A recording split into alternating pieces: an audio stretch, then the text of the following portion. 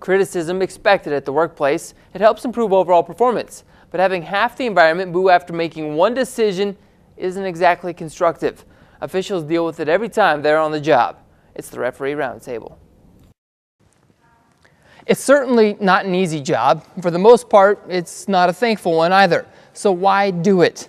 Our esteemed officials here with us once again at Grand Island Central Catholic High School, Brooks Wells, Joe Wells, and Jim Langen. Gentlemen, I'm sure opinions vary as to why someone would want to be a referee. I've done it. I know that it's a tough job. It's a thankless job.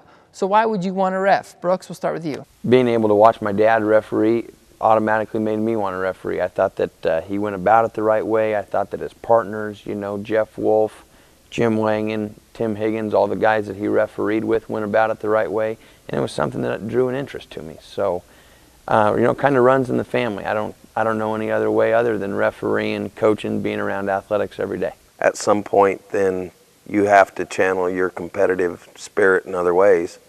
And when I was done playing at an early age, I wanted to be part of something, be part of the experience. And officiating was the best way to stay at it. It's been much, much better to me than I have been for it. With me, I just love sports. I like all sports. I coached. You know, I was a principal and activities director. I mean, so my job was around sports my whole life. I think, you know, the relationships I get with coaches, I enjoy the relationships with players. I definitely enjoy the relationships with my fellow referees. And, you know, I really enjoy relationships with fans. What is one moment that you are just kind of an awe-inspiring, a moment that you cannot forget? I suppose, you know, if there was one moment, it was kind of a funny moment. I don't know if it was awe-inspiring, but I remember I was working the Nebraska Cranes. And I'm refereeing the game, and I go over there to meet the coaches, and I go over to the coach, and I go, Jim Langen, and he puts his hand out and goes, Daryl Dawkins. So I've gotten the opportunity to referee varsity basketball games since I was 18 years old.